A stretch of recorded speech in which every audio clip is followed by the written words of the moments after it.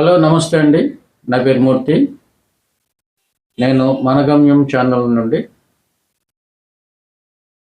వైజాగ్‌లో real estate ఎలా ఊపందుకుందో అనే విషయం మీద వైజాగ్ డెవలప్‌మెంట్ సాఫ్ట్‌వేర్ రంగంలో ఎలా ఉందనే దాని మీద ఫ్యూచర్‌లో వైజాగ్‌లో పెట్టుబడులు పెట్టి వైజాగ్‌లో ఇళ్ల స్థలాలు, పొలాలు కొంటే ఎలాంటి గ్రోత్ వస్తుంది అనే దాని మీద కొన్ని విషయాలు మీతో మాట్లాడదలుచుకున్నాను. ఎవరైనా సరే వైజాగ్‌లో ఇళ్ల స్థలాల మీద కానీ, తర్వాత అపార్ట్మెంట్స్ కానీ, ఇండిపెండెంట్ హౌసెస్ కానీ కొనేవాళ్ళు ఉంటే వాళ్ళకి నా మాటలు కానీ మీకు అందరికి కూడాను ఉపయోగపడితే నా ఛానల్ని సబ్స్క్రైబ్ చేయండి, అలాగే లైక్ చేయండి, మీ ఫ్రెండ్స్కి అందరికి కూడాను ఫార్వర్డ్ చేయండి. సబ్జెక్ట్లోకి వెళ్ళిపోదాం. నా పేరు మూర్తి. మరి మీరెవరో నాకు తెలియదు. సో మీరు సబ్స్క్రైబ్ చేసిన తర్వాతనే మీరెవరో తెలుస్తుంది, అలాగే లైక్ చేసినా కూడా తెలుస్తుంది. కాబట్టి మీరు నేను కలిసి మాట్లాడుకుంటే మనం ఛానల్ ద్వారానే పరిచయాలు ఉంటాయి. సో ఏది ఏమైనప్పటికీ నా మాటలు కానీ లేకపోతే మీకు ఏమాత్రం కూడా ఉపయోగపడితే లైక్ చేయండి. థ్యాంక్ యూ అండి. నేను ఇప్పుడు వైజాగ్ డెవలప్మెంట్ గురించి మీకు కొన్ని విషయాలు చెప్పదలుచుకున్నాను. ఒకటేంటంటే ఇవాళ వైజాగ్లో రియల్ ఎస్టేట్ రంగము ముందుగానే డెవలప్మెంట్ ఉంది ఆల్రెడీ. ఇక్కడ ఇళ్ళు కొన్నా, పొలాలు కొన్నా, లేకపోతే అపార్ట్మెంట్లు కొన్నా, ఏం కొన్నా కూడాను స్థిరాస్తికి మంచి గ్రోత్ ఉంది. ఇప్పుడు గూగుల్ డేటా సెంటర్ని అనౌన్స్ చేసిన తర్వాత ఇప్పుడు చేంజెస్ కొన్ని కనిపిస్తున్నాయి. అవి ఎటువంటి చేంజెస్ అంటే, బిఫోర్ గూగుల్ రాకముందు ఎటువంటి చేంజెస్ ఉంది రియల్ ఎస్టేట్లో వైజాగ్లో. గూగుల్ డేటా సెంటర్ అనౌన్స్ చేసిన తర్వాత ఎటువంటి గ్రోత్ ఉంది రియల్ ఎస్టేట్ రంగం అనే దాని మీదనే మనం చర్చ జరుపుకోవాల్సినటువంటి అవసరం ఉంది. మీకు అందరికీ తెలుసు, ప్రతి ఛానల్లో కూడాను గూగుల్ గురించి కానీ, కాగ్నిజెట్ గురించి కానీ, టీసీఎస్ గురించి కానీ, మిగతా అదర్ కంపెనీస్, మిరాకిల్ సాఫ్ట్వేర్స్, ఇటువంటి కొన్ని సాఫ్ట్వేర్ కంపెనీలన్నీ కూడా మనకి వైజాగ్లో ఉన్నాయి. కాబట్టి వాటితో పాటు కొన్ని ఇప్పుడు కొత్త కంపెనీలు కూడా వైజాగ్లోకి వస్తున్నాయి. దాని డెవలప్మెంట్ అంతా చాలా ఛానల్స్ చెప్పారు మీకు. సో నేను కూడా మీకు కొన్ని విషయాలు చెప్పదలుచుకున్నా. అవి బహుశా మీకు కానీ ఉపయోగపడతాయని కూడా నేను నమ్ముతున్నాను. ముఖ్యంగా ఏంటంటే అమెరికాలో ఉన్నటువంటి గూగుల్ సెంటర్ తర్వాత సెకండ్ది మనకి వైజాగ్కి వచ్చేటువంటిది. ఇది అమెరికా నుండి సీలో ఒక 50,000 కిలోమీటర్ల నుంచి డేటా కేబుల్స్ చేసుకుంటూ మన వైజాగ్లో ఉన్నటువంటి అడవివరం, మధురవాడ, రామ్మిల్లి, తర్వాత తర్లువాడ, ఈ 3 చోట్లు మనకి గూగుల్ సెంటర్కి స్థలం ఇవ్వడం జరిగింది. సో అది అనౌన్స్ చేసిన తర్వాత టాటా వాళ్ళు కూడా ముందుకు వచ్చారు. అలాగే కొన్ని 4-5 కంపెనీలు కూడాను డేటా సెంటర్స్ పెట్టడానికి వైజాగ్లో ప్లేస్ని గవర్నమెంట్ని అడగడం, అవి రావడం మనం చూసాం. ఇటీవలే కాగ్నిజెట్ కూడా ఈ నెల 12వ తారీఖున వాళ్ళ యొక్క సేవలన్నీ కూడాను 1,000 మంది ఉద్యోగులతో ప్రారంభించడం జరిగింది. సో వాళ్ళకి ఒక డేటా సెంటర్ కన్స్ట్రక్షన్ చేయడానికి కూడా శంకుస్థాపన జరిగింది. దాంతోపాటు 9 కంపెనీలు కూడా ఈ శంకుస్థాపన చేసుకోవడం జరిగిందన్నమాట.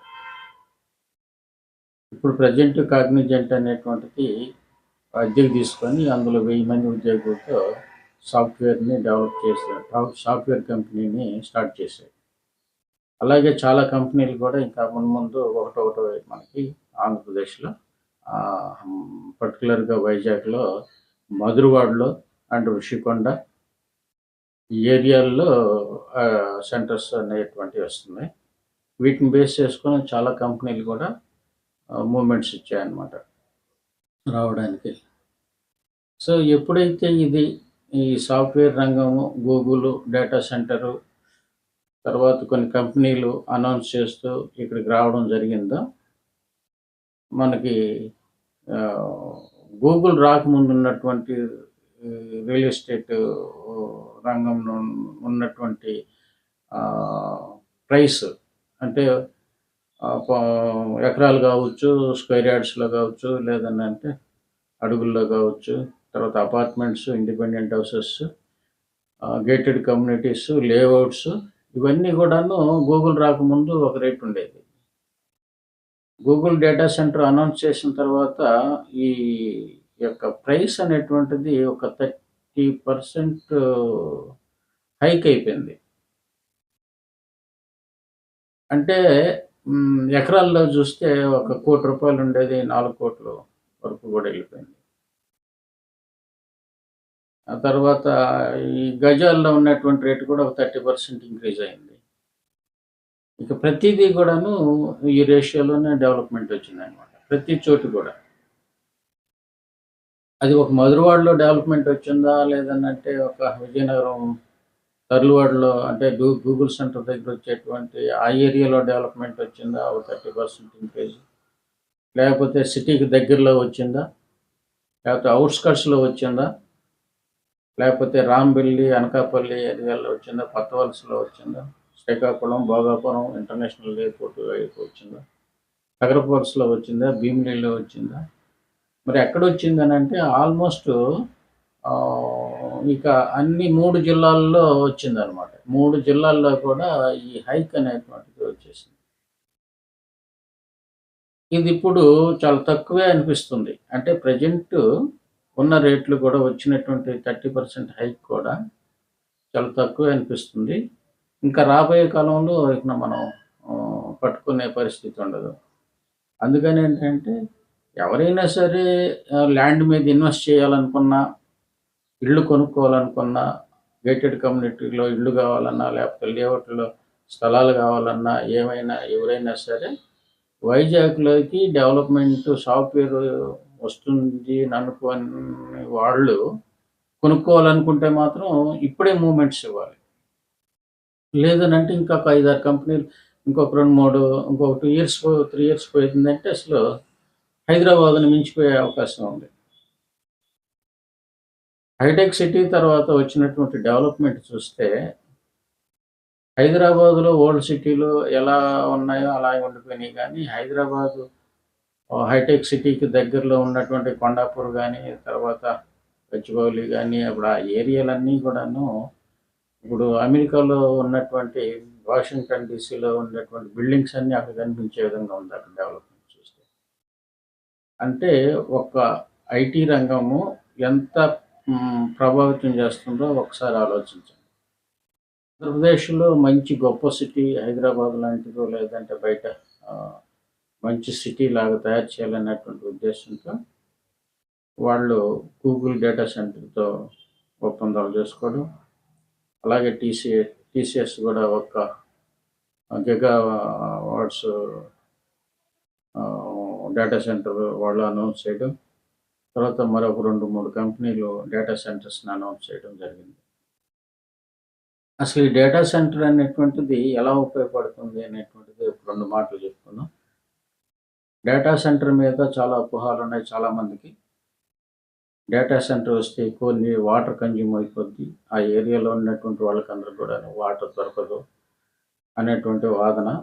రెండవదేంటంటే హీట్ జనరేట్ అవుద్ది. ఆ ఏరియాలో పొల్యూషన్ స్టార్ట్ అవుతుంది అనేటువంటి ఒక వాదన. సో, ఇవన్నీ కూడాను ఆ డేటా సెంటర్‌లో ఎంతోమంది పని చేయరు. ఒక 600 మంది కంటే ఎక్కువ చేయరు ఒక్కొక్క డేటా సెంటర్‌లో. ఒక 600 మందయితే సరిపోతుంది. అంతకంటే ఎక్కువ కూడా ఉద్యోగాలు ఇవ్వలేని పరిస్థితి బయట చూస్తున్నాం. కాబట్టి ఒక గూగుల్ వచ్చినా, లేకపోతే ఇంకో టీసీఎస్ వచ్చినా ఏ డేటా సెంటర్‌లోనైనా ఓ 1000 మంది కంటే ఎక్కువ పని చేయరు అని చెప్పేసి ఒక భద్రతాభావం అనేటువంటిది ప్రజల్లో ఉంది.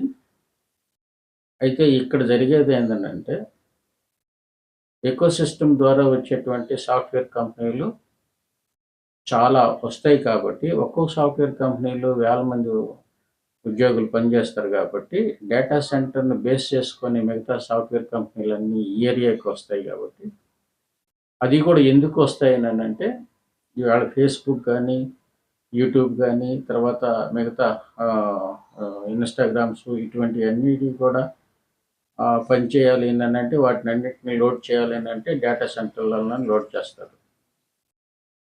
మళ్ళీ వాటి నుండి అవుట్‌పుట్ తీసుకోవడానికి అవి ఎట్టి పరిస్థితుల్లో ప్రాబ్లమ్స్ రాకుండా హీట్ జనరేట్ చేసి సిగ్నల్స్ ప్రాబ్లమ్స్ లేకుండా ఈ ఏరియాకు సంబంధించినటువంటి సాఫ్ట్‌వేర్ కంపెనీలన్నీ కూడాను చాలా ఫాస్ట్‌గా పనిచేయడానికి ఇక్కడ డేటా సెంటర్‌లు అవసరం. ఎందుకంటే తక్కువ లెంగ్త్‌లో ఇప్పుడు ఎక్కడో అమెరికాలో డేటా సెంటర్‌లో మనది స్టోర్ చేసి మళ్ళీ అక్కడి నుంచి రిసీవ్ చేసుకోవాలంటే చాలా టైం పట్టేస్తది.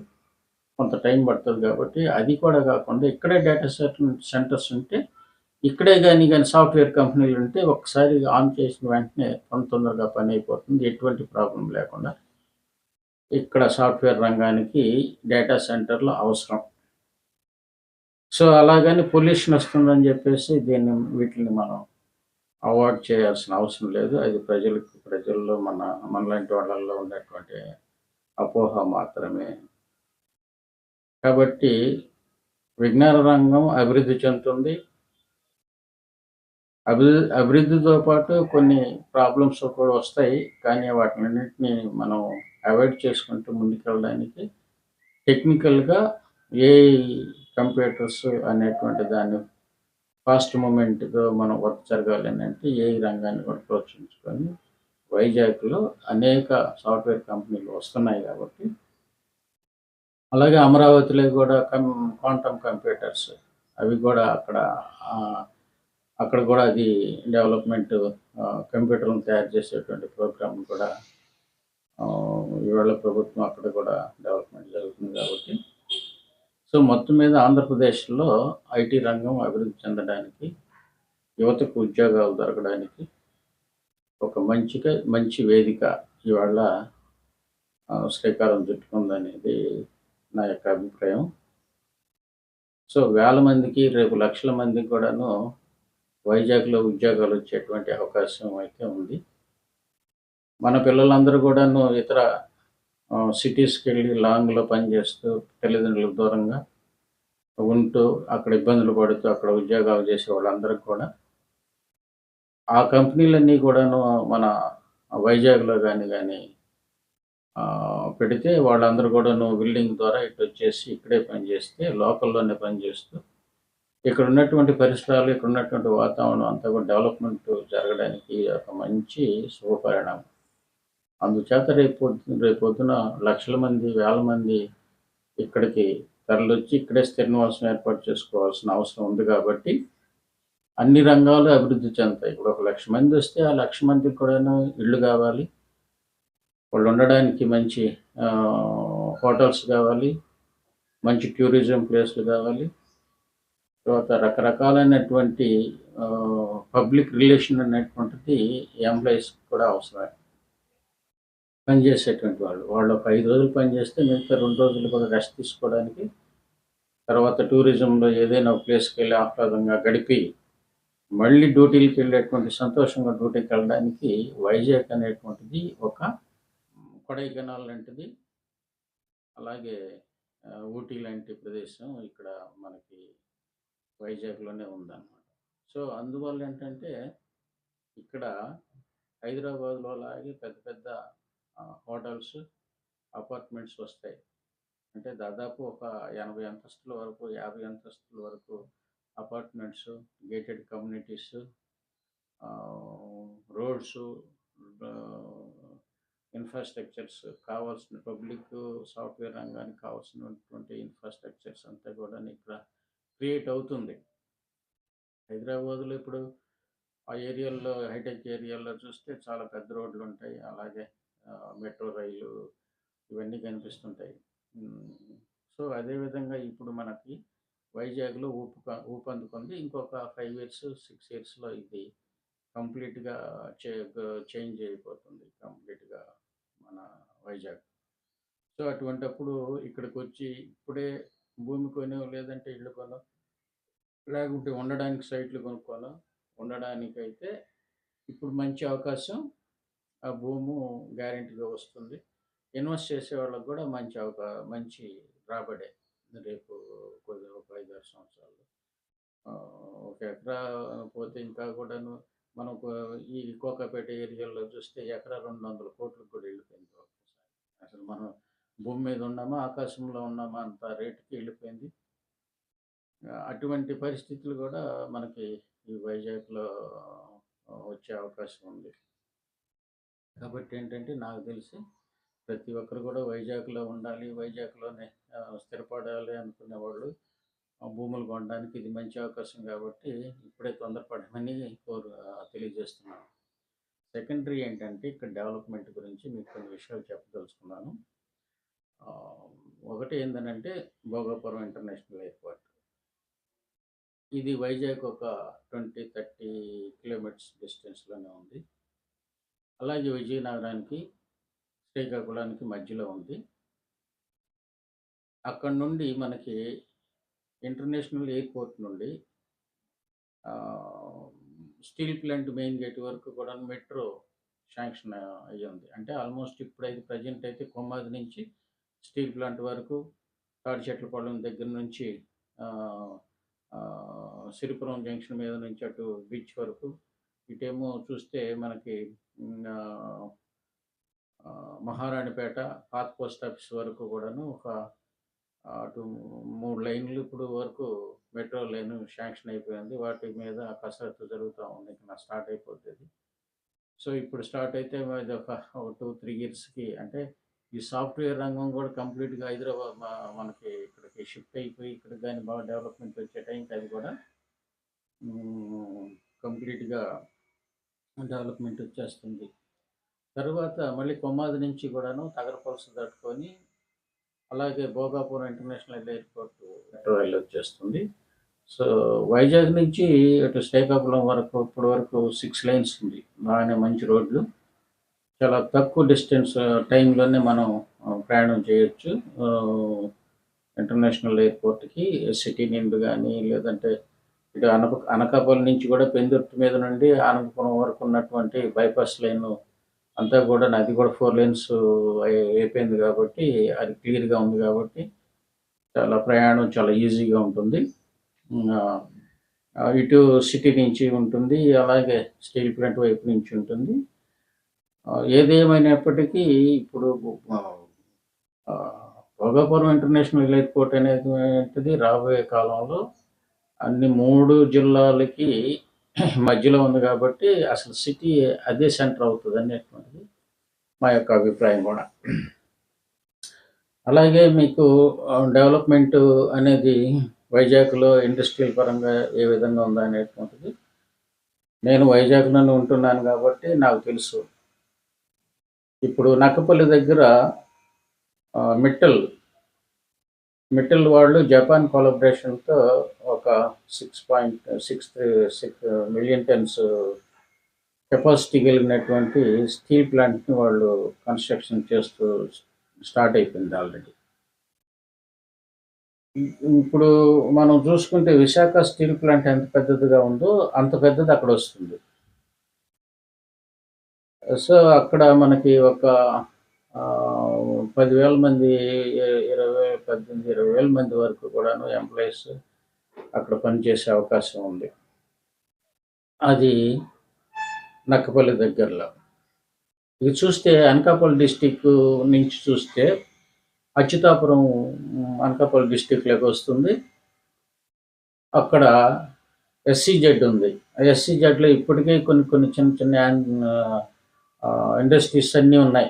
ఇప్పుడు బ్రాండ్ లింక్స్ బట్టలు కూడా స్టిచ్చింగ్ చేసేటువంటి ఒక కంపెనీ ఒక 1000 ఎకరాల్లో వాళ్ళకి ఇచ్చున్నారు. 1000 ఎకరాలు దాకా ఇచ్చినట్టుంది. అందులో దాదాపు ఒక 200 ఎకరాల్లో ఫ్యాక్టరీ పెట్టేసి దాదాపు 20,000 మంది ఎంప్లాయీస్ అక్కడ పనిచేస్తున్నారు.